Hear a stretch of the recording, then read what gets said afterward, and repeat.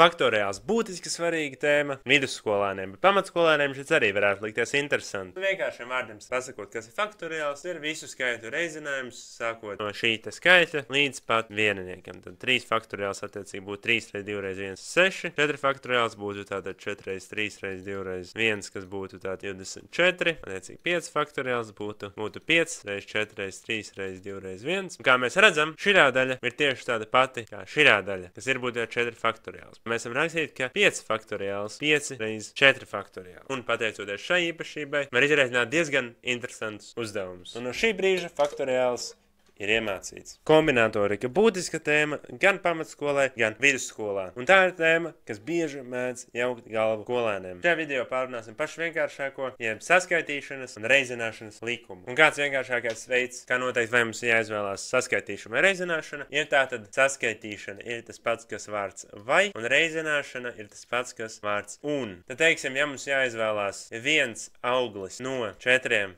āboliem vai 3 bumbieriem, tad attiecīgi būs saskaitīšana likums, un tātad vienu augli varēs paņemt 4 plus 3 ir 7 veidos. Bet ja mums vajadzētu paņemt vienu no 4 āboliem un vienu no 3 bumbieriem, atslēgas vārds un, tātad 2 augļus varēs paņemt 4 reiz 3 veidos, kas būs tātad 12 veidos. Un uzdevums ir atrasināt. Variācijas jēdziens, kas daudziem skolēniem var jukt. Variācija skaits pasaka, cik veidos mēs no grupas, kurā ir 5 elementi, varam izvēlēties 2, ja secība ir svarīga. Tas ir ļoti svarīgi. Piemēram, uzdevums mums ir cik 20 skaidrs var izveidot no cipariem 2, 3, 4, 5. Un kāpēc tās būtu variācijas, jo ir starpība, vai mēs no sākuma, vai mēs izvēlamies 23 vai 32. Tie paši cipari, bet divnieks ir no sākuma 1, 2, tātad ir svarīga secība, kuru ciparu mēs ņemam 1 un kuru 2. Tāpēc tās būs variācijas. Un tātad mēs, ja mēs gribētu aprēķināt, cik tātad 20 skaitļu var izveidot, mēs rakstītu variācijas, ja mēs no 4 cipariem izvēlamies 2. Un tātad pēc formulas,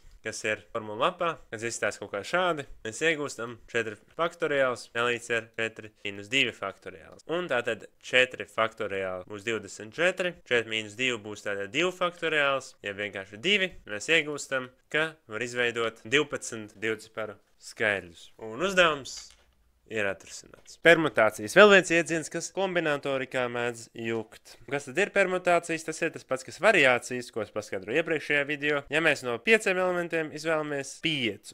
Un kāda tā būs formula? Ka permutācijas no n elementiem būs n faktoriāls. Un tad visklasiskākais uzdevums ir, cik veidos 5 cilvēki var apstāties rindā. Tā pirmkārt mums secība ir svarīga, tāda tā variācijas. Un tā kā mums no 5 cilvēkiem vajag izvēlēties 5, kā visiem jānostājās tajā rindā, tad tās būs permutācijas, ja? Un tātad permutācijas 5 elementiem būs 5 faktoriāls, kas ir 120. Tātad 5 cilvēki var apstāties rindā 120 veidos. Un uzdevums ir atrasināts. Kombinācijas. Trešais kombinatorikas jēdziens, kas mēdz sajukt. Tātad, kas ir kombinācijas? Tas ir, cik veidos mēs varam izvēlēties 2 no 5 elementiem, ja secība nav svarīga. Tad, piemēram, mums ir no 3 bumbiņām jāizvēlās 2, un tā kā nav svarīgi, vai mēs izvēlamies sarkano un tad zaļo, vai zaļo un tad sarkano, jeb tātad šie gadījumi ir viens un tas pats gadījums, tad šīs vairs nebūs variācijas, bet gan kombinācijas. Tad mēs rakstam kombinācijas, izvēloties 2 elementus no 3, un tātad pēc formulas, kas mums formula labā, mēs iegūstam 3 faktoriāls dalīts ar 2 faktoriālu reiz 3 minus 2 faktoriāls, kas būs 6 dalīts ar 2 reiz 1, kas būs 3. Un uzdevums